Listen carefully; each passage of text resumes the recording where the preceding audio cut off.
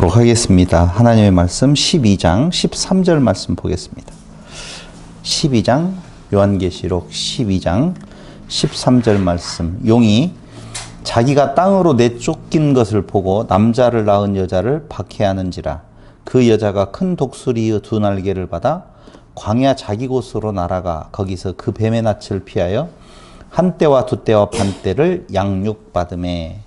여자의 뒤에서 뱀이 그 입으로 물을 강같이 토하여 여자를 물에 떠내려가게 하려 하되 땅이 여자를 놓아 그 입을 벌려 용의 입에서 토한 강물을 삼키니 용이 여자에게 분노하여 돌아가서 그 여자의 남은 자손 곧 하나님의 계명을 지키며 예수의 증거를 가진 자들과 더불어 싸우려고 바다모래 위에 서 있더라. 지난 시간 말씀을 드렸어요. 하늘에서의 싸움이 이제는 땅의 싸움으로 전환이 되어지는 부분을 같이 살펴보았었습니다. 그렇죠? 그런데 그 땅에서의 치러지는 용과 언약 공동체의 싸움이라고 하는 것이 12장 6절을 보시면 한번 보세요. 12장 6절.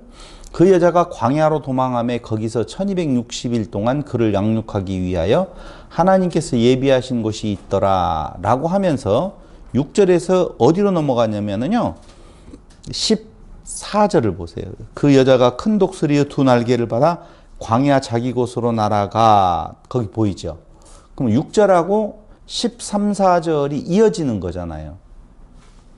또 정신을 놓고 있다가 지금 내용상으로 보면 6절에 광야로 도망해서 1260일이라고 하는 부분을 지낸다 라고 되어 있는데 바로 14절에 그 여자가 큰 독수리의 두 날개를 받아 광야 자기 곳으로 날아가 거기서 그 뱀의 낯을 피하여 한 때, 두 때, 반 때 양육. 똑같잖아요. 지금 6절하고 어디 가요?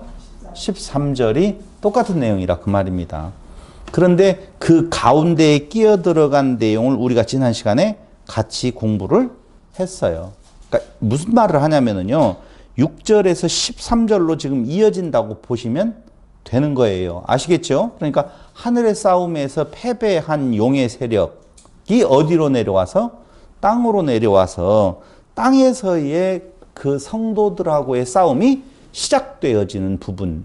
여기가 바로 12장에 해당되어진다고 보시면 돼요.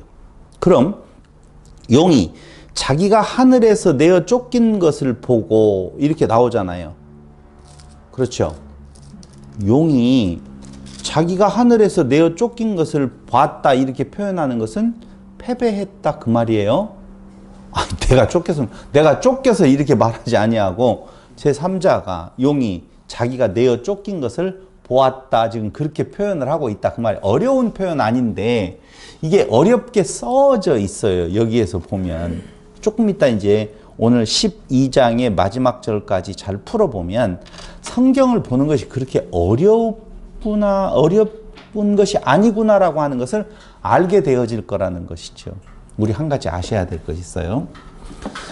요한계시록이 아무리 복잡한 것 같고 사람들이 풀이를 했었을 때 영적으로 풀이를 하려고 하더라도 성경 전체는 창조사에 대한 하나님의 모습을 그려내고 있어요.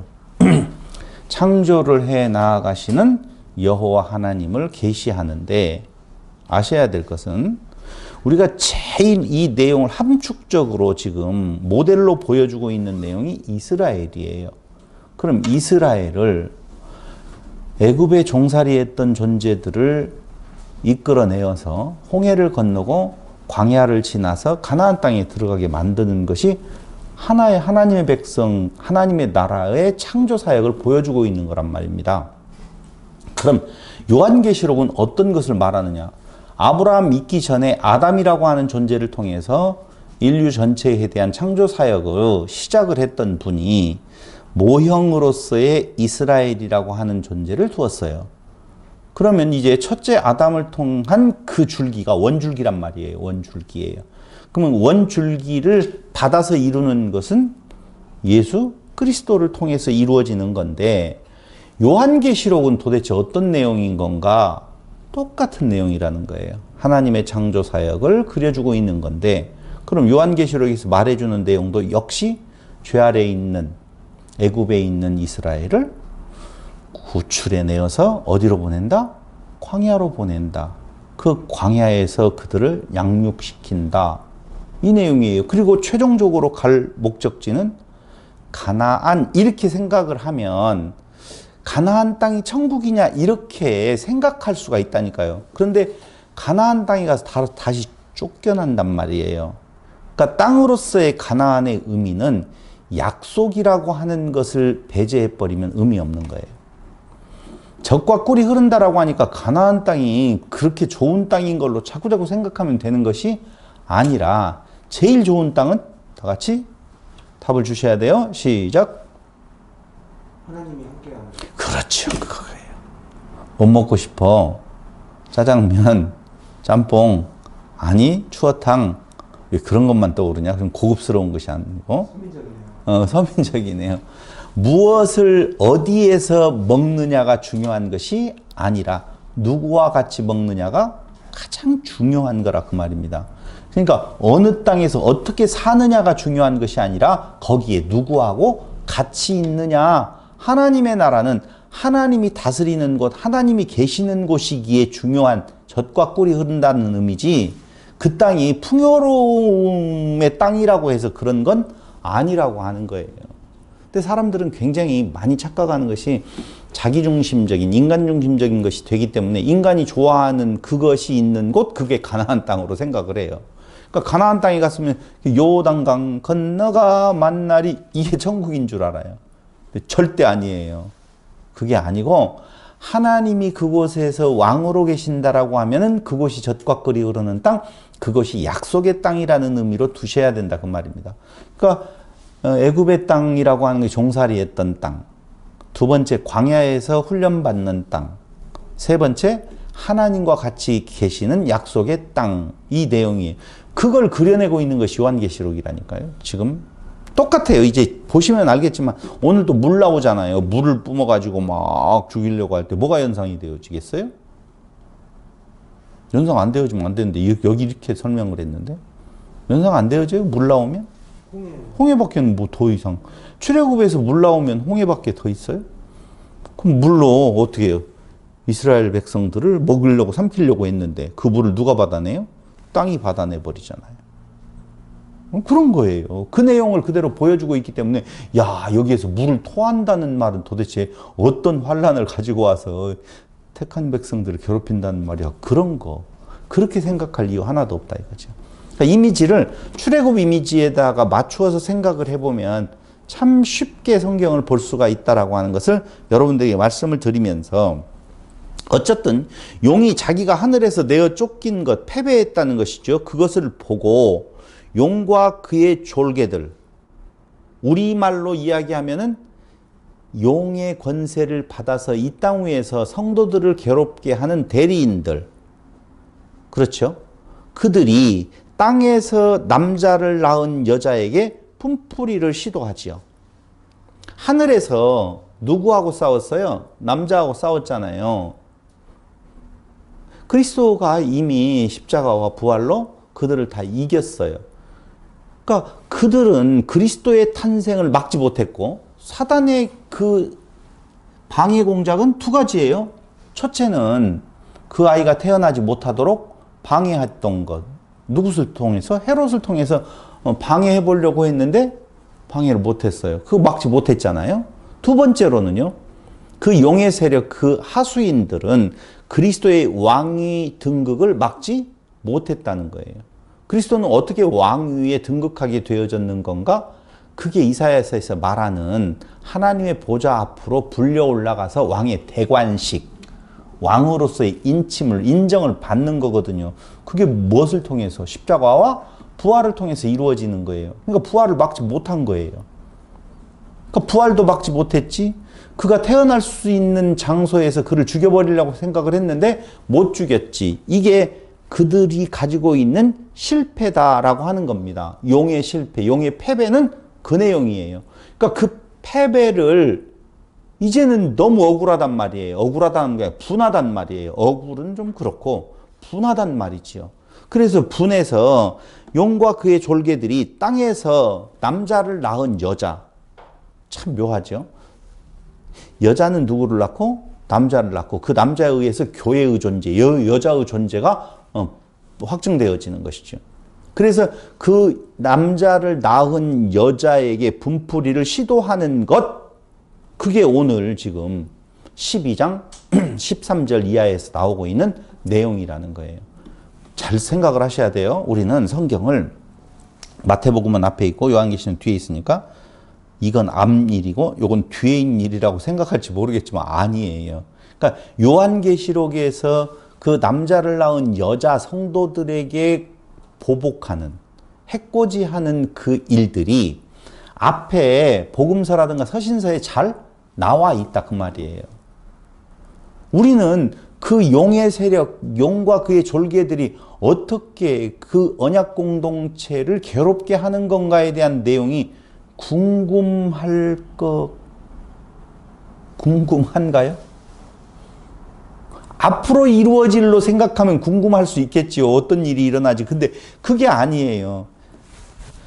그리스도의 성취라고 하는 내용, 그리고 용과 그의 하수인들, 언약 공동체의 싸움은요, 언제 일어나지요?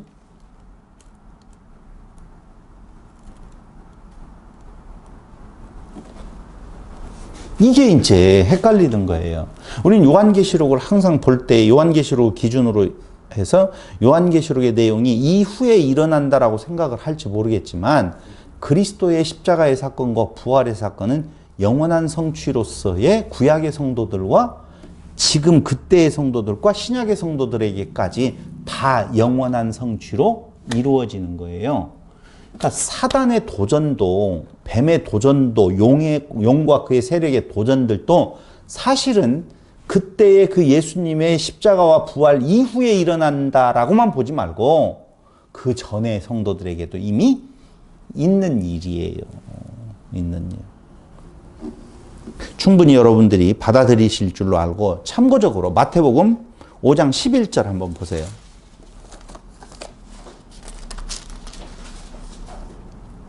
나로 말미암아 너희를 욕하고 박해하고 거짓으로 너희를 거스려 모든 악한 말을 할 때에는 너희에게 복이 있나니 이게 어찌 예수님 당시에 따르고 있었던 제자들에게만 해당되는 말이겠느냐 그 말입니다. 이해됐죠?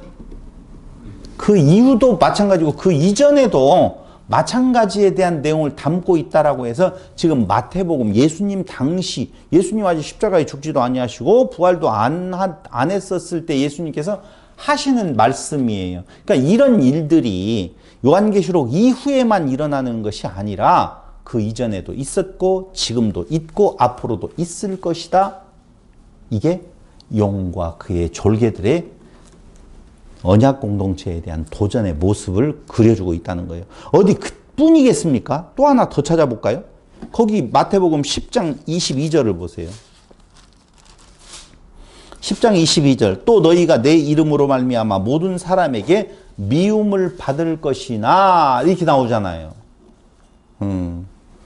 아무리 봐도요 성도들의 그 삶의 여정을 보면은 만만치 않아요. 성경은 만만치 않다고 분명히 말을 해요. 근데 교회는 자꾸 그 여정의 변화, 상황의 변화, 그걸 자꾸 조종을 하려고 그래요. 그러니까 내가 중심이 되어서, 인간이 중심이 되어서 하나님을 감동시키든지, 하나님을 협박을 하든지, 하나님께 타협을 하든지, 하나님께 조건을 내건든지 어떤 방법을 써서라도 지금 내가 싫어하는 내 환경을 바꿔주십시오라고 기도하라고 하는, 기도하게 하는 못된 일들이 오늘날 교회 안에서 이루어지고 있다는 거예요. 그럼 뭐예요? 그게 아니에요. 그 상황을 바꿔달라고 기도하라는 것이 아니라 성경은 그 상황을 보고 그 상황이 어떻게 된 것인지 해석하여 거기로부터 하나님을 배우는 거예요. 그래서 성경은 분명히 뭐라고 말하고 있느냐? 형통한 날과 곤고한 날을 겸하여서 준다 그 말이죠. 왜? 그걸 통하여서 하나님 알게 하는 도구로서는 그것만큼 좋은 것이 없거든요. 그러니까 그렇게 주게 되어 있는데 자꾸 우리는 곤고한 날은 싫다는 거예요. 하나님의 자녀가 하나님께서 당신의 자녀가 잘 살기를 원합니까? 못 살기를 원합니까? 거기에 잘 살기를 원한다라고 대답을 하지 못 살기를 원한다라고. 그러니까 좋고 나쁨, 잘과 못 사는 것에 대한 경계선을 우리의 입장에서 두니까 그렇지 하나님은 성도들이 잘 살기 원하죠. 뭐가 잘 사는 거예요?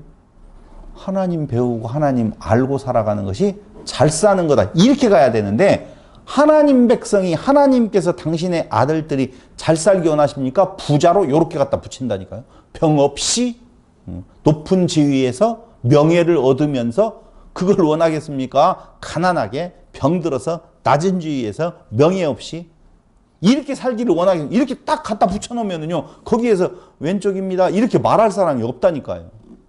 사람을 홀리는 것이죠. 하나님은 우리가 잘 살기를 원하시죠? 그렇죠. 아멘. 잘 살고 못 사는 게 타고난 팔자지만 그것은 사람들이 하는 이야기예요. 그 팔자 그건 어느 쪽에 있든지 좌측에 있든지 우측에 있든지 하나님께서는 잠시 잠깐 있다가 가는 인생이 그게 그렇게 중요한 거 아니란 말이에요. 그럼 뭐가 중요해요? 참 것이 무엇인지 진리가 무엇인지 하나님이 누구인 줄을 알아가는 것. 그것만큼 하나님께서 당신의 백성들에게 원하는 것이 없는 거예요. 정말 바보 같은 놈들이. 어렸을 때 제가 생각을 해보면 그래요. 딱지 있잖아요. 종이를 접어서 딱지를 만들지요. 돈을 가지고 딱지를 사지요. 구슬을 사지요. 다 사가지고 그걸 모아놓고 부자다라고 하는데 쓸데없잖아요. 차라리 먹을 거 하나하고 바꾸면 낫잖아요. 근데 지 먹을 것을 주고 그걸 가져다가 놓고 그게 귀하다라고 보물단지 같이 그렇게 모셔놓고 있어요. 어른들이 보면 참 정말 너 그렇게 어리석냐. 우리 어릴 때 다 그랬어요. 어릴 때 가는 그게 전부였어요. 그러니 하나님께서 부모가 야 임마 진짜 좋은 걸 해. 진짜 좋은 걸 욕심을 내봐 라고 자기 부모가 그렇게 가르치지 않겠습니까? 우리 하나님께서 그렇게 말씀을 하시는 거예요.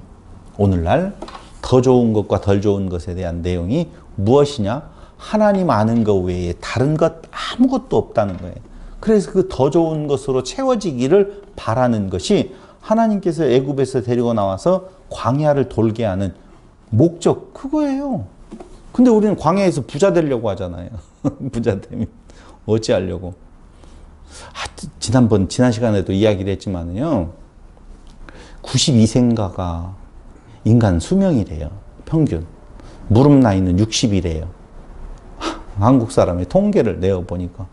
그런데 60살 넘어가지고 난 참 요새 거북스러운 단어가 있어요. 그게 뭐냐면요. TV 같은 데에서 백신 때문에 60세 이상, 만 60세 이상이 이제 맞잖아요. 근데 꼭 뒤에다 붙이는 것이 60세 어르신들 뭐 이렇게 붙이네요. 나보고 어르신이래요. 난 아무리 생각을 해도 내가 어르신의 입장에 올라간 적 없는 것 같아요. 근데 지금도 어르신이라고 하는데 10년만 지나면은요, 70대가 넘어가 버리는데 그 70대에서는요, 무슨 낙이 있어서 육체적으로 즐길까를 생각할 나이가 이제는 사라진다 그 말입니다.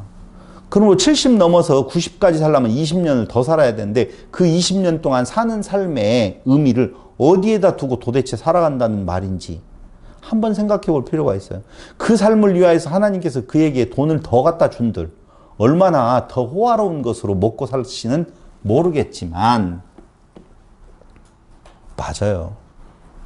오늘 성경 요한계시록에 대한 내용도 똑같은 창조에 대한 이야기를 지금 하고 있는데 우리네들의 사는 삶에 있어서 그 창조의 과정에서 하나님께서 우리에게 허락하신 환경은 광야 같은 환경이요. 방금 읽은 것처럼 용의 도전으로 인하여서 생명이 위태위태할 정도로 그런 곤고한 날들이 우리에게 있다 그 말이에요. 하나 더 찾아볼까? 24장 9절 마태복음 9절에 보니 그때 사람들이 너희를 환란에 넘겨주겠고 갈수록 태산이네. 너희를 죽이리니 하하이 너희가 내 이름 때문에 모든 민족에게 미움을 받으리라. 모든 민족이라고 하는 말은 유대인과 이방인에게 상관없이 어떤 유대인이에요? 우리가 영적 유대인들이 모든 유대인과 이방인들에게 상관없이 다 고난을 받게 되어 있다라고 성경은 말을 해주고 있는 건데요. 베드로전서 4장 14절을 한번 보실래요? 베드로전서 4장 많이 있지만 쭉 넘어가서 베드로전서 4장 14절 너희가 그리스도의 이름으로 치욕을 당하면 복 있는 자로다. 영광의 영 곧 하나님의 영이 너희 위에 계심이라. 치욕당하는 것 싫잖아요. 근데 그리스도의 이름으로 너희가 치욕을 당하는 것은 오히려 영광이 있는 일이라고 말씀을 하면서 계시록 우리가 공부하고 있는 1장 9절에도 역시 나 요한은 너희 형제 예수의 환난과 나라와 참음에 동참하는 자라. 하나 더 볼까요? 마지막 14장 13절에 보니 또 내가 들으니 하늘에서 음성이 나서 이르되 기록하라. 지금 이후로 주 안에서 죽은 자들은 복이 있도다 하시니 주 안에서 죽은 자들이 복이 있대요. 그럼 지금까지의 그들이 당하는 용과 싸움에서 있을 수 있는 상황이라고 하는 것은 죽음에 이르는 부분까지. 여러분 육체적인 것만 이야기하는 건 진짜 아니에요. 바울이 날마다 죽노라라고 하는 것은 내 안에 두 세력이 싸운다고 그러잖아요. 그러니까 하나는요 끝까지 죄의 세력이 자기를 괴롭혀요.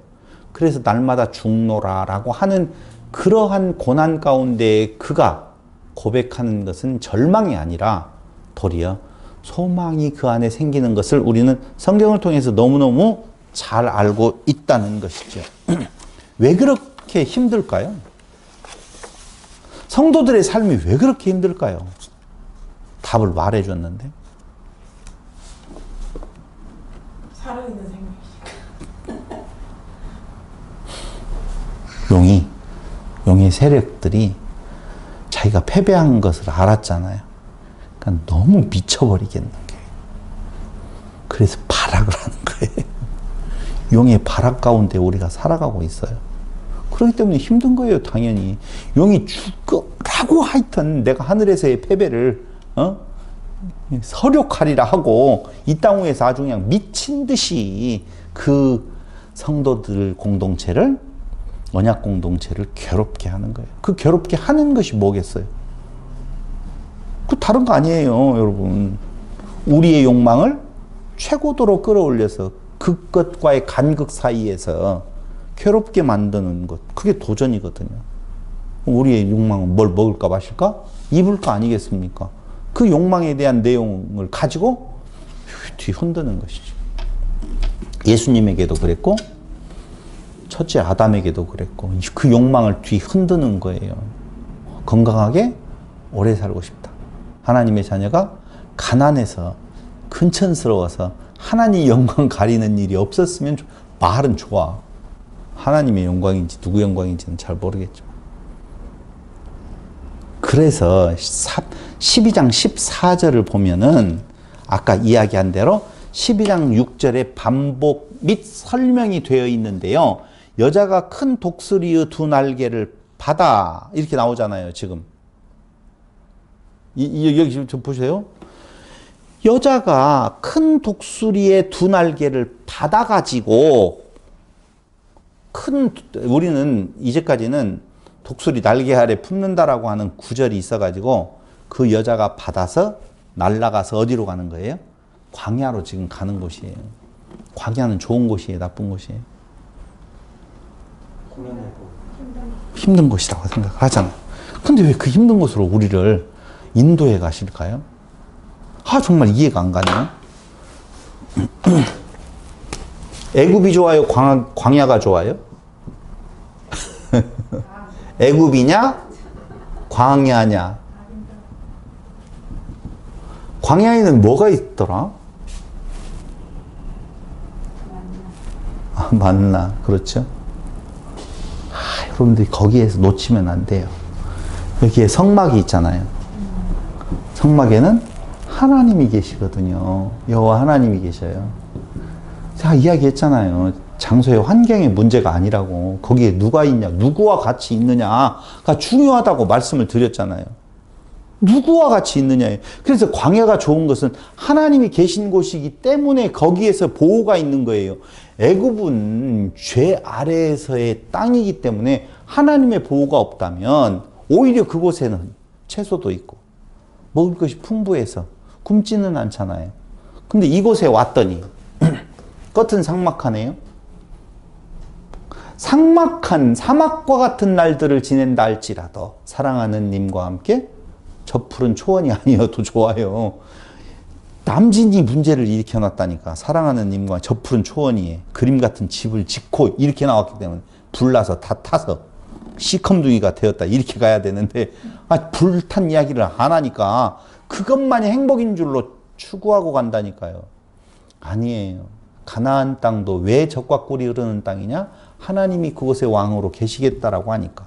여기는 하나님이 여호와가 계시는 곳이기 때문에 광야, 더더군다나 이곳에서 그 하나님께서 당신의 백성으로 자격을 갖추기 위해서 양육시키는 곳이라 그 말입니다. 양육받는 곳은요 힘들죠. 훈련받는 것이 어찌 좋겠어요. 아들도 그러더라고요. 2번 가라면 안 간대요. 할 수만 있으면 별로 고생은 안 하는데도 싫다는 거예요. 싫다는 거예요. 맞아요. 광야가 인간 왜 그러느냐? 자꾸 우리를 건드는 용의 세력에 유혹이 있기 때문에 그런 거예요. 돌아가라. 돌아가. 거기는 그래도 먹을 것이 있지 않느냐? 최소의 어떤 여기는 그거 없지 않느냐? 괜찮아요. 당신만 있으면 돼요. 요새 여자들이 남자를 선택을 할 때 개념이 당신으로는 안 된다면서요. 당신만으로는 안 돼. 적어도 조건이. 근데 이거 안 맞는 이야기거든요. 왜냐하면 우리나라의 전체적인 평균을 내어보면은 그렇게 집 가진 사람이라든가 차 가진 사람이라든가 플러스 인생을 살아가고 있는 사람이 그렇게 많지는 않은 것으로 알고 있는데 처음부터 그런 사람을 고르려고 보면 자기는 뭘 가지고 있는지 모르겠네.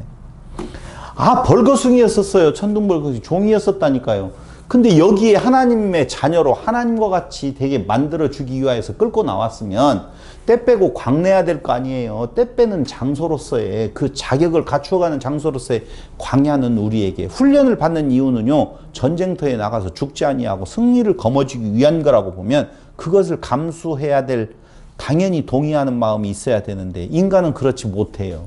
그래서 인간 스스로 그걸 하라고 하는 거 아니에요. 당신이 그렇게 만들어가는 은혜다 라고 하는 것을 계속적으로 설명해 가고 있다는 거예요. 여자가 큰 독수리의 2날개를 받았어요. 그 이미지는요. 무슨 날개는 도대체 뭐야? 어떻게 받는 거야? 라고 생각하지 말아요. 왜냐하면 날개 하면 벌써 뭐가 떠올라야 되느냐면은 구약 성경이 떠올라와야 돼. 뭔가 이미지가 우리가 잘 모르는 이미지가 나온다. 그런데 쓰는 요한은 그 이미지에 대해서 너무너무 잘 알고 있어요. 계속적으로 요한계시록은요. 구약의 이미지를 다 가져다 쓰고 있어요. 그 구약의 이미지를 통해서 메시지를 전달하려고 하는데 구약의 이미지 19장 출애굽기 19장 4절을 보세요.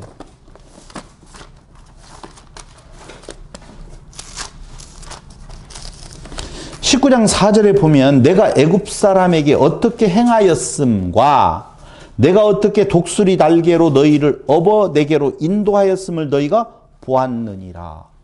그러니까 광야로 데리고 나온 것을 뭐라고 이야기하는 건가? 독수리 날개로 업어서 데리고 왔다라고 표현을 하고 있잖아요.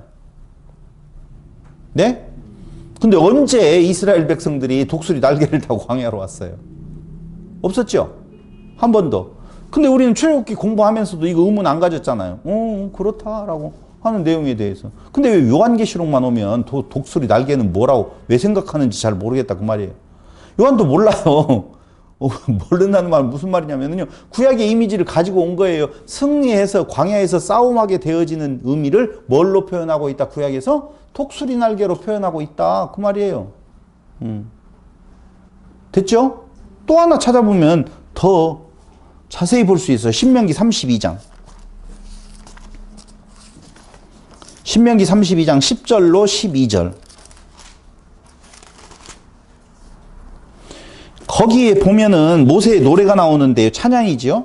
여호와께서 그를 황무지에서 짐승이 부르짖는 광야에서 만나시고 호위하시며 보호하시며 자기의 눈동자같이 지키셨도다. 마치 독수리가 자기의 보금자리를 어지럽게 하며, 자, 독수리가 자기의 보금자리를 어지럽게 한대요. 왜 그러겠어요? 왜요? 쥐자리를 어지럽게 해요? 터져보려고. 네, 터잡으려고. 그 뒤에 바로 읽으면 나와요.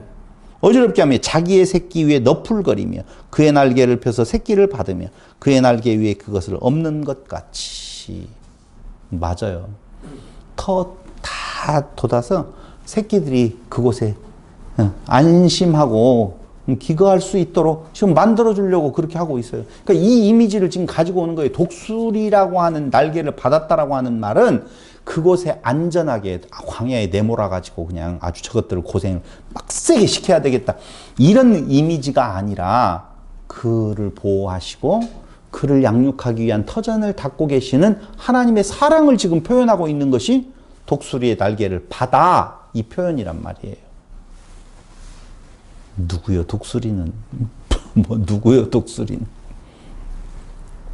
그래서 그곳에서 광야에서 한 때와 두 때와 반 때, 우리 계속 공부했죠? 42달 1260일 동안 광야는 일반 광야가 아니에요. 그때 당시에는 맞아요. 실질적인 광야였지만 요한계시록에서 나오는 광야는 영적 광야를 말하고 있는데 이 기간은 무슨 기간이라고 그랬죠? 고난의. 네? 그렇게 이야기해도 돼요. 뭐라고요? 왜 그렇게 막 속삭이듯이 해요? 응? 고난의 때라고. 고난의 때라고, 물론 그건 고난을 받는 때는 맞는데 교회가 땅에서 존속하는 기간. 아, 그렇게 말씀하시죠. 그렇죠. 개인적으로 보면 개인이 살아가는 평생 동안이라는 거예요.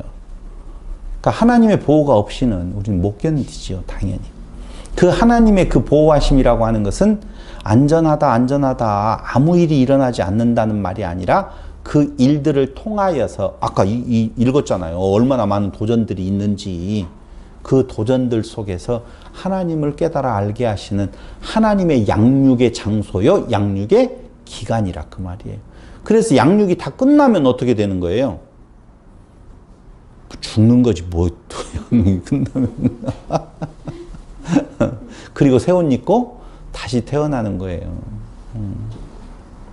그래서 양육받는다라고 하는 내용, 시편 55편 1절로 7절을 한번 보세요.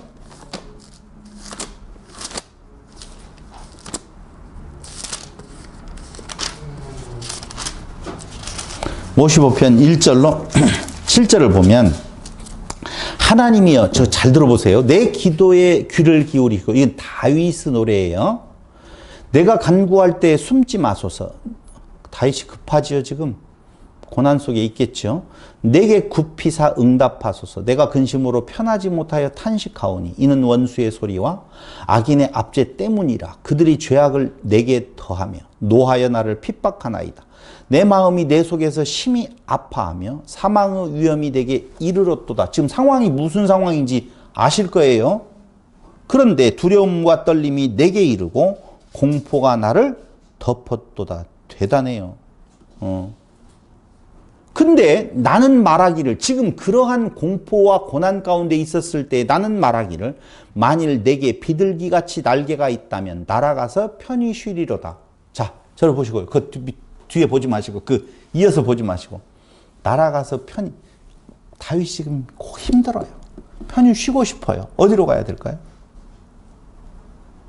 저는 물가로 가면 좋을 것 같아요. 낚싯대를 한 대 들이워놓고 아무 생각이 안 나면은 고통이 좀 없어질라나? 그래서 무념무상이라고 불교 용어인가요? 면벽을 하고 아무 생각이 안 나도록, 생각이 있으면 고뇌니까. 그러니까 생각을 떨쳐버리고 아무 생각이 안 난 상태에 빠져들어가기 위한 쉼의 장소, 그런 건가요?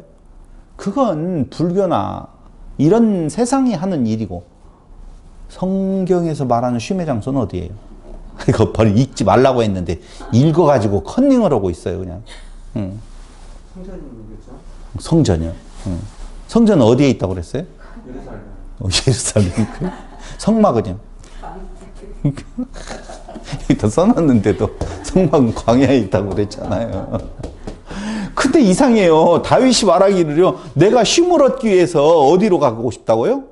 광야라고 이야기를 하고 있어요. 내가 멀리 날아가서 광야에 머무리로다. 날아가서 편히 쉬리로다. 광야에 머무리로다. 우리의 생각으로는 이해가 안 되는 고백을 지금 하고 있잖아요. 그러니까 우리는 광야가 아니라 젖과 꿀이 흐르는 땅, 거기인 줄 안다니까요. 우리의 쉼은요, 그게 아니에요. 하나님의 뜻을 아는 데로부터 참 쉼이 있다니까요. 거기가 광야에서 양육하는 거잖아요. 그 양육을 통하여서 고난과 환난과 핍박과 죽음이 이르는 곳에 가 있는데 그곳을 통하여서 작이 없어지고 하나님만이 드러날 때에 그곳이 곧 쉼이 있다 그 말이에요. 왜 괴로워요? 다 있음에. 그래서 괴로운 거예요. 나 없어 봐요. 어디 가서요? 요새 내가 서류를 좀 띄는데요. 그냥 당당하니 없음을 자랑하듯이 그냥 편해요. 그 사람이 더 괴로워. 보는 것이. 여러분, 괴로운 것은요, 내가, 죄송해요. 속된 표현, 쪽팔리다는 것에서 괴로운 거예요. 남들은 여기에서 좋은 것 먹고 있는데 나는 여기 싼 것 먹고 있으면 쪽팔린가요? 아니요. 하나님의 자녀라고 보면, 제대로 훈련받은 사람이라고 보면 내 외적인 조건이 나를 더 높이지도 아니하고 더 낮추지도 아니한다는 사실을 우리는 다시 한번 생각해 봐야 돼요. 다윗이요.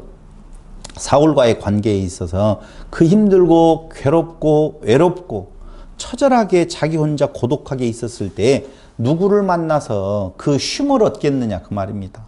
없어요. 다 자기중심적이기 때문에 위로가 있어도 자기중심적인 위로일 뿐이라 그 말입니다. 그런데 어디로 가고 싶다고요? 도리어 사람의 눈에 보기에는 황당할 것 같은 광야로 가서 쉬고 싶다 지금 그 말을 고백하고 있잖아요. 광야에 가서. 우리는 광야로 가고 싶어요? 피곤하고 힘들고 괴로울 때?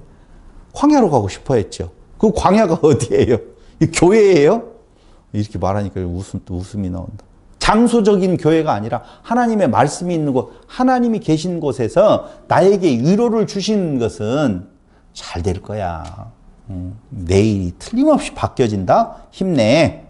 그게 아니고 그 상황을 해석할 수 있는 시각을 우리에게 준다 그 말이죠. 더 좋은 건 너에게 있다 라고 하는 하나님의 메시지를 들을 때 너를 어디에다 내가 쓰려고 지금 그것도 어디에다 쓴다고 하니까 세상에서 또 높이 되어지는 걸로 생각하지 말고요. 내 육신은 죽을지라도 더 큰, 더 아름다운 하나님의 나라를 건설하는데 네가 지금 쓰이고 있다? 해석만 잘하면 돼 라고 하나님께서 우리에게 가르쳐 주신다니까요. 말씀을 통해서. 당연히. 그래서 광야가 쉼의 장소인 건가? 쉼의 장소라고 말한다면 왜? 그것은 하나님이 함께 하시고 그를 알고 즐거워하는 것이기 때문에, 여호와 하나님을 알고 즐거워하는 것이기 때문에, 여호와만 바라보게 하시기 때문에, 여호와만 바라는 상태가 되기 때문에 그렇다 그 말이에요. 광야에서 누구를 바라겠어요? 만나와 배추라기는 오직 하늘에서만 내려오는데 오직 여호와만 바라는 상태, 그것이 쉼의 상태. 세상적인 쉼은요, 아무 생각이 안 나는 상태. 그래서 좋은 것만 생각하는 상태. 그래서 사람이 좋아하는 뭐가 걸리는 거예요? 치매가 걸리는 거지. 그래야지 행복하잖아. 괜히 좋고 옆에 있는 사람만 괴롭고. 근데 세상이 주는 그러한 쉼, 돈으로도 안 되고 힘으로도 안 되고 능력으로도 안 되고 얼굴 잘생겨도 안 되고 치매가 걸려도 안 되고 오직 여호와라는 지식만이 우리에게 참 쉼을 가져다 준다고 오늘 다윗도 시편에서 고백하고, 이사야서 40장 27절로 31절을 한번 보실래요? 이사야 40장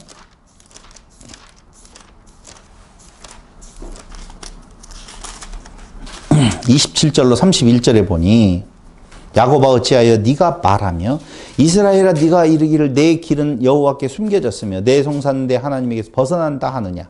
너는 알지 못하였느냐 듣지 못하였느냐. 영원하신 하나님 여호와 땅끝까지 창조하신 이는 피곤하지 않으시며 곤비하지 않으시며 명철이 한이 없으시며 피곤한 자에게는 능력을 주시며 무능한 자에게는 힘을 더하시나니 소년이라도 피곤하며 곤비하며 장정이라도 넘어지며 쓰러지되. 참 여기 말 좋죠? 얼마나 우리 많이 써먹었어요? 31절 오직 여호와를 앙망하는 자는 새 힘을 얻으리니 뭐가 나와요? 독수리 나와요. 독수리가 날개치며 올라감 같을 것이요 다른 박질하여도 곤비하지 아니하겠고 걸어가도 피곤하지 아니하리로다. 현대의 과학은요, 그 새들의 어떤 날개 밑에 뭐가 있어가지고 막 몇천 킬로를 날아가더라도 지치지 아니할 뭐가 있다라고 그렇게 이야기를 풀어주는데요. 여기 독수리 날개 아래 보호를 받는다. 왜? 그게 여기 지금 독수리가 날개치며 올라가면 같을 것이요 라고 이야기를 했어요. 그래서 올라가서 어디로 갔어요? 그 말 하려고 했는데 독수리 힘차게 날개쳐서 올라가서 어디로 갔어요? 둥지가 그쵸? 예? 둥지? 둥지로. 주여 어디로 가십니까 독수리님? 어디로 가요? 광야로 갔다니까. 광야로 갔다니까. 아까 시편에서도 도 이야기했잖아요. 광야로 갔다고. 우리는 독수리가 보호해가지고 어디로? 호텔로 가요? 어디로 가기를 원하셔요? 광야로 갔다니까. 독수리가 얼마나 힘있게 올라가서 가는 곳이 광야 그곳으로 가요. 거기가 쉼이 있는 줄 안다. 한마디로 말을 하면 쉼은요, 다 없어지고 오직 여호와 하나님만 의지쳐. 여호와 하나님만이 드러날 수 있는 곳이 곧 쉼의 장소가 되어진다라고 하는 겁니다. 거기가 쉼의 장소. 그래서 우리는 마지막 이 육체에 벗은 것을 잠잔다, 쉼의 장소로 들어갔다 그렇게 이야기를 하는 거예요. 내 육체라고 하는 것은요, 이 몸뚱아리, 고깃덩어리를 말하는 것이 아니에요. 타락한 인성, 타락한 모든 것, 나에 대한 이야기예요. 그래서 그 육체의 덩어리를 이 육체 덩어리 말고 그게 사멸되어질 때에 우리는 비로소 진정한 그리스도 안에서 하나님 앞에 가게 되어지고 거기가 진정한 쉼의 장소가 되어지는데 그걸 맛볼 수 있는 장소가 어디라고요? 광야. 그럼 우리는 지금 광야에 살고 있잖아요. 근데 쉼을 맛보고 있습니까? 맛보고 있지 못하는 것은 아직도 나를 못 죽인다 그 말이죠. 그래서 계속적으로 바울은 그 쉼을 얻어가는 날마다 중노라의 삶을 살아내고 있는 거예요. 살아내게 하시는 거예요. 하나님의 그게 은혜라 그 말입니다. 오직 여호와만을 앙망하는 자, 이게 쉼의 장소, 쉼 안에 있는 자라고 말씀을 드릴 수가 있어요. 그럼 이렇게 광야로 데리고 간 광야에서 무엇으로 양육시키냐 그 말입니다. 뭘로 양육시킬까요? 말씀으로. 저렇게 하여튼 바로 가요 그냥. 뭘로 양육시킬까요? 만나와 메추라기. 떡이에요. 그걸 이야기를 해요. 출애굽기 16장 32절.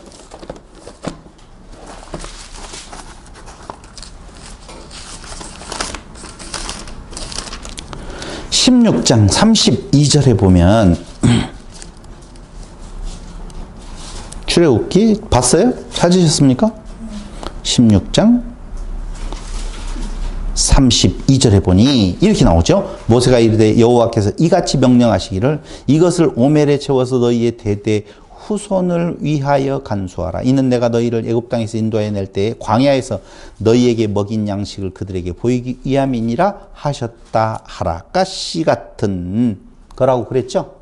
그러고 또 하나 더 찾아볼까요? 신명기 8장 16절.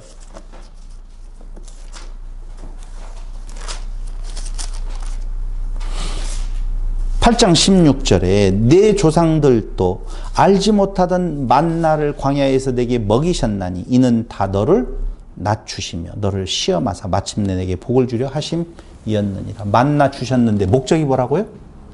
낮추는 거예요. 그게. 근데 우리는 하나님이 뭔가를 주고 먹을 것을 주면은요 높이고 채워주는 걸로 알고 있지만 왜 만나가 우리를 낮추는 것이 되어지느냐? 왜 낮추어져요?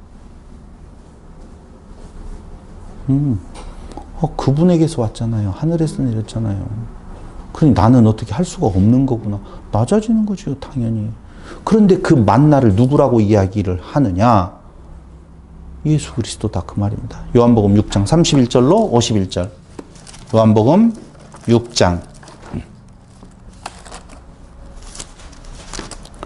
제법 긴 본문인데요.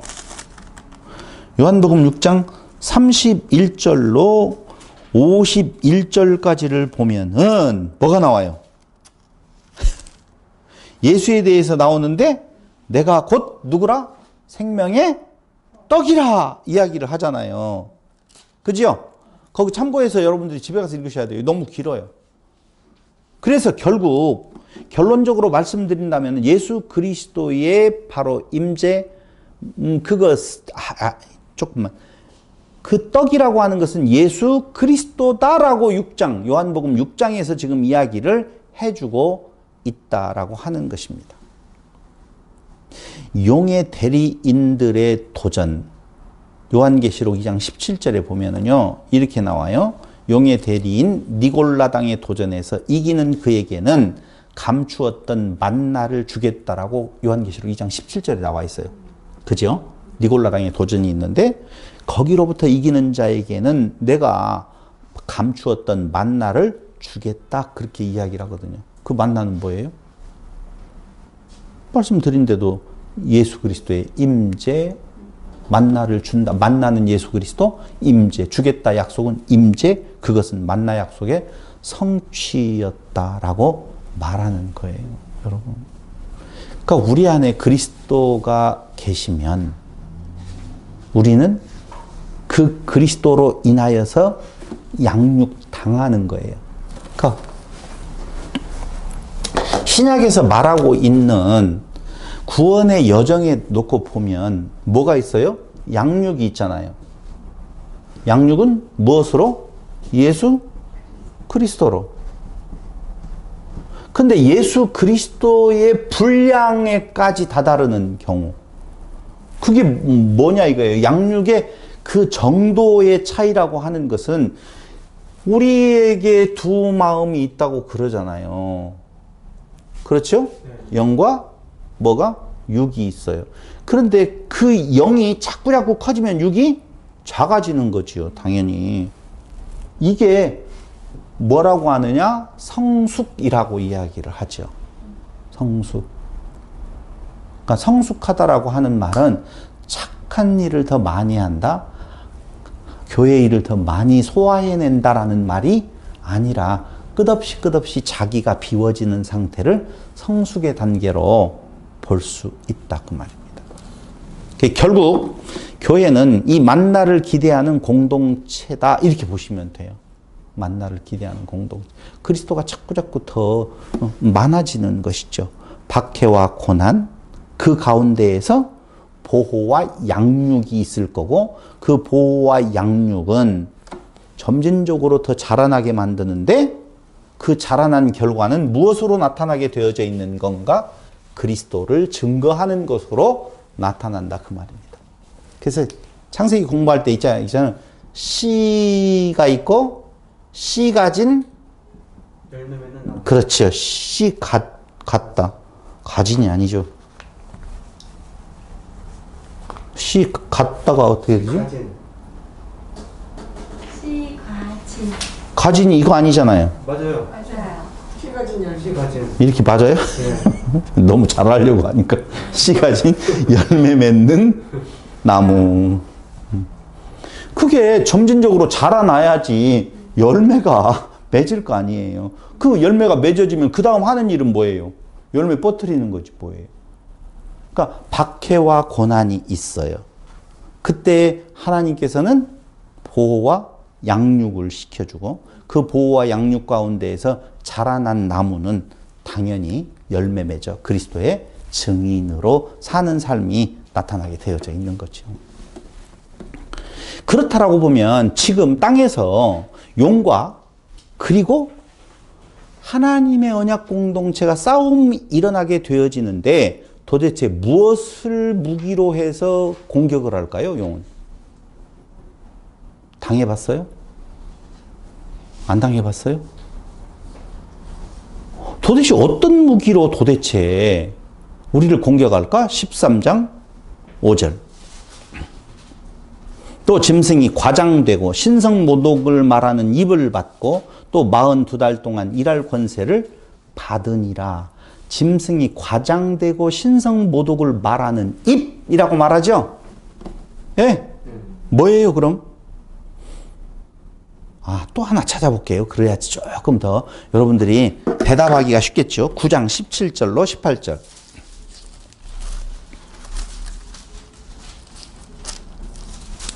9장 17절. 이같이 환상 가운데 그 말들과 그 위에 탄 자들을 보니 불빛과 자줏빛과 유황빛 호신경이 있고 또 말들을 버리는 사자 머리 같고 그 입에서는 불과 연기와 유황이 나오더라. 무기는 뭐예요? 불과 연기, 유황. 어디에서? 입에서. 자, 불과 연기, 유황 나왔어요. 그게 공격 무기예요. 입을 통해서 불과 유황과 연기가 나와요. 뭘까요? 그게? 모르겠어요. 불과 유황, 연기와 유황이 나와 사람을 죽인대요. 16장 13절. 또 내가 보매 개구리 같은 새 더러운 영, 세 가지의 더러운 영이 용의 입과 짐승의 입과 거짓 선지자의 입에서 나오니 더러운 새 영이 입에서 나온대요. 그렇죠? 더러운 말들이 나오죠. 그럼 더러운 말들 나오죠. 그래서 용, 짐승, 거짓 선지자의 입에서 나오는데 새 더러운 영이 이적을 행하여 세력을 규합하는데요. 이게 도대체 뭐냐? 한마디로 말을 하면은요. 어디를 생각하면 쉽게 알 수가 있냐면은요. 에덴 동산으로 넘어가 봐요. 옛뱀용. 어떻게 공격했어요? 안 죽어. 이렇게 했잖아요. 입에서 아니 안 죽어 이야기했잖아요. 그걸 우리는 꿰인다 이렇게 꿰임을 행한다 그렇게 말할 죄송해요. 제 말로 여러분들을 재단을 하려고 해서 꿰요. 뭘로? 입에서 나오는 더러운 말로 살살살살 꼬드긴다니까. 꿰요. 뭘로 깬다고요? 입에서 나오는 말로. 그게 오늘 지금 찾아봤던 내용들이에요, 사실은. 그러니까 처음 출발 에덴에서 꿰는 것처럼 12장 9절에서도 12장 14절에서도 결국 뱀은 입을 가지고 살살살살 놀린다 그 말입니다. 그게 그 꿰는 방향성에 대한 이야기를 하면은요, 윤리와 도덕적으로 말하면 착하게 살으라는 거예요. 착하게 살지 말라는 말로 듣지 않았으면 정말 좋겠어요. 착하게 안 살면 감옥 가요. 그러니까 착하게 사세요. 착하게 사는데 그걸 성경의 진리인 것 마냥 가서는 안 된다는 거예요. 착하게 사는 것으로 유혹 꿰다라고 하는 말은 너 있어 그 말이에요. 네가 높아질 수 있어. 너 높아져야 될 거 아니야. 그래야지 하나님이 좋아할 거 아니야. 이렇게 살았어야 되겠어 라고 하는 그 종교와 일반 윤리를 당연히 분리해내야 되는데 우리는 종교의 영역을 일반 윤리 영역 안으로 끌고 내려가서 그곳에서 하나님의 말씀을 풀이하려고 하니 너무 어렵다 그 말이죠. 그러면 입에서 나오는 말이라고 그랬어요. 꿰다고 그랬죠. 그걸 오늘 성경은 뭘로 표현하고 있는 건가? 뭘로 표현하고 있는 거예요? 보세요 거기 요한계시록 12장. 여자가 뒤에서 뱀이 그 입으로 물을 강같이 토하여 여자를 물에 떠내려가게 하려 하되 이렇게 나오잖아요. 그렇죠? 홍수, 물이에요. 물 하면 떠오르는 곳이 홍해바다라 떠오르라고 했잖아요. 시편 18절 4절 18장 4절 시편 18편 4절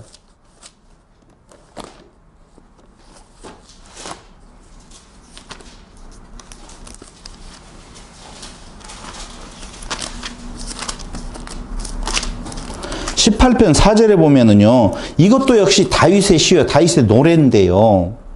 사울에게 쫓길 때 하는 내용이에요. 사울이 추적해 올 때에 그는 4절에 이렇게 말합니다. 사망의 줄이 나를 얽고 불의의 창수가 나를 두렵게 하였으며. 여기에 뭐라고 나와요? 4절에 불의의 창수라고 표현하고 있어요. 그러니까 사울이 추적해 오는 것을 불의의 창수, 물로 언급을 하고 있다니까요. 이해됐죠? 그러니까 여기서 물을 생각을 할 때 또 어디에서 홍수가 터져야 돼. 이런 거 아니에요.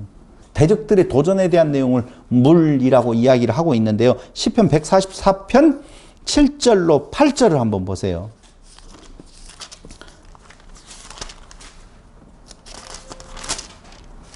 이것도 다윗의 시예요.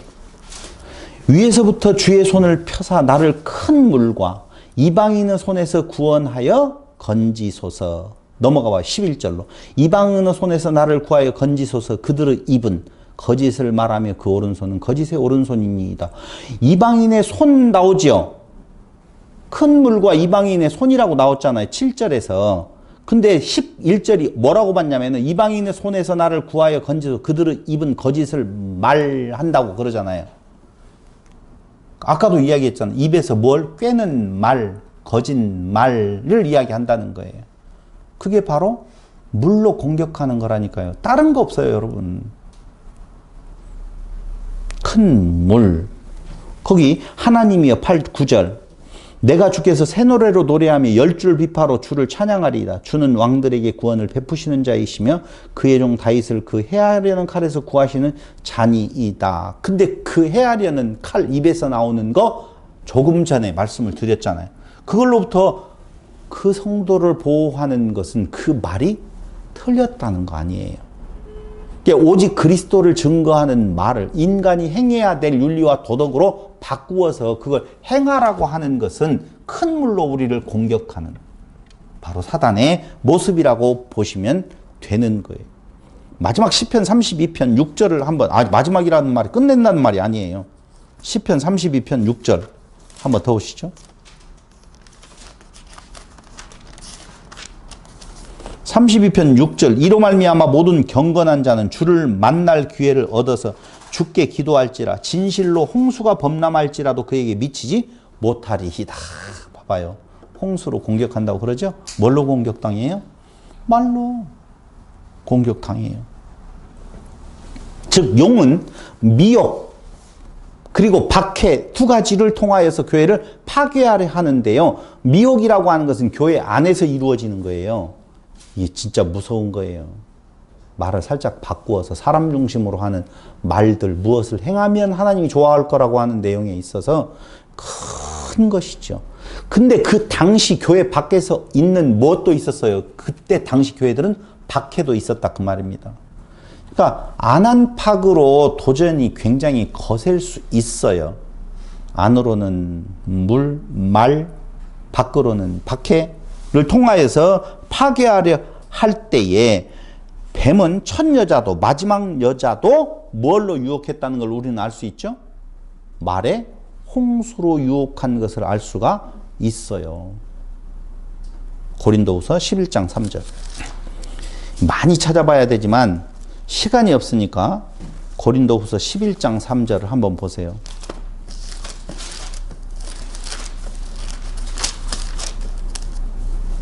뱀이 그 간계로 하와를 미혹한 것 같이 여기 나오죠. 하와. 너희 마음이 그리스도를 향하는 진실함과 깨끗함에서 떠나 부패할까 두려워하노라. 만일 누가 가서 우리가 전파하지 아니한 다른 예수를 전파하거나 어떤 예수? 어떤 다른 예수? 부자 되세요. 이런 거. 건강하세요. 이런 거. 네 문제를 해결해 드려요. 이런 거. 샤머니즘적인 목사를 샤먼으로 알고 그 목사를 통하여서 내 상황이 변화되기를 바라는 것, 그런 것들이 전부 다 뱀의 간계라고 보시면 돼요. 다른 예수를 전파하거나 혹은 너희가 받지 아니한 다른 영을 받게 하거나 혹은 너희가 받지 아니한 다른 복음을 받게 할 때에는 너희가 잘 용납하는구나. 이런 것이 오늘날 교회의 아픔들이 되어진다 그 말이에요. 그리스도는 누구예요? 생명나무예요. 그러니까 그리스도를 쉽게 떠나서 너희가 어떻게 그렇게 유혹에 빠질 수가 있느냐라고 하는 것인데 왜 그래요? 우리가 육체 안에 가지고 있는 욕구, 이것은 바다와 같아서 어떻게 할 수가 없어요. 그래서 사람의 행동으로 그걸 바꿔야 된다고 말하는 것들은 아주 간교한 유혹, 꿰는 말이라고 보시면 돼. 그럼 그거 할 수 없다라고 보면 다 같이 손 들고 죽어버리면 돼. 에이, 몰라요. 마음대로 와서. 나 죽었어요. 이게 유일한 답이에요. 그걸 깨달아 알게 하는 것이 어디라고요? 광야라고 보시면 돼요. 계시록 2장 14절로 16절, 20장 22절, 로마서 16장 17절로 20절 뭐 이런 것 다 보시면 돼요. 실질적으로 마귀의 유혹, 거짓 고소, 유혹과 박해, 요한계시록에 이러한 홍수를 겪기, 그때 당시에 성도들은, 7교회 성도들은 겪기 시작했고, 오늘날 우리에게도 이러한 도전들이 앞에 있다는 거예요. 이럴 때 하나님 가만히 계셔요? 아니에요. 땅이 물을 삼켜버리죠. 재미난 것은요, 한 구절만 찾아보고 다음 시간 이어서 갈게요. 출애굽기 15장 12절. 자, 그렇게 많은 물들이 있었어요, 홍해에. 근데 갑자기 홍해에 물이 사라져 버렸어요. 어디로 갔을까요?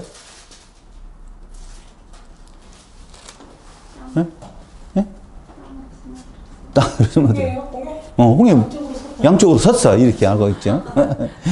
네, 조금 그래도 공부를 하는 거 정신 차리고 들었다고 땅 어쩌고 이야기를 하는데 한번 보세요. 출애굽기 15장 12절.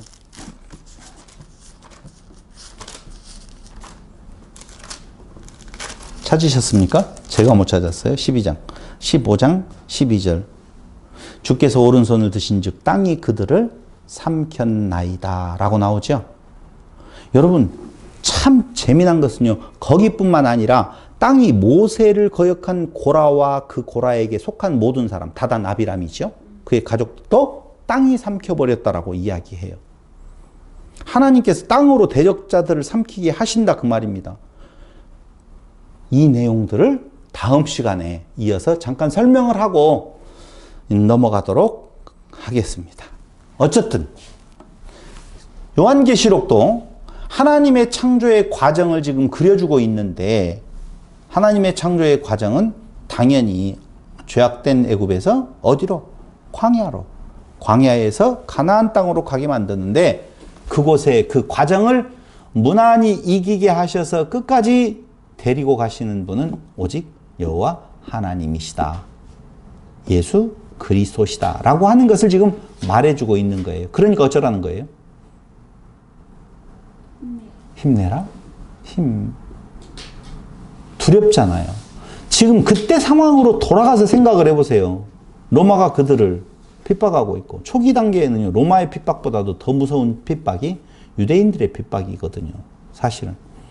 진퇴양난이에요. 사회에서는 유대인들의, 또 정치적으로는 로마의 그 공격 속에서 도대체 이게 어떻게 된 것인 건가. 사람이라고 하면 당연히 고민할 수밖에 없어요. 근데 요한계시록을 통하여서 완성시켜가는 하나님의 섭리를 이야기해 줌으로 말미암아 너희가 지금 받고 있는 여러 가지 고난과 환난과 박해, 상황 이런 것들 다 안다. 힘내라. 이겼다. 라고 하는 내용을 가르쳐주고 있는 것이, 알려주고 있는, 계시해주고 있는 것이 요한계시록입니다. 요한계시록 안에서 새로운 힘 얻어서 힘내시기를 바라면서 오늘 말씀 마칩니다. 기도드리겠습니다. 고마우신 아버지 하나님, 오늘 또 우리에게 귀한 하나님의 말씀을 허락해 주셨습니다. 인간의 의로 무엇을 이루어서 하나님 앞에 떳떳이 나아가는 것이 아니라 오늘 우리의 의 하나도 없음을 고백하고 오직 광야에서 하나님만 의지하고 그리스도 외엔 다른 소망이 없음을 깨달아 알게 하는 놀라운 은혜 가운데로 우리를 인도하심을 진실로 감사드립니다. 광야에서 그리스도의 품 안에서 참다운 행복을 알아가는 성도들이 되게 하여 주시기를 예수님의 이름으로 기도드립니다. 아멘.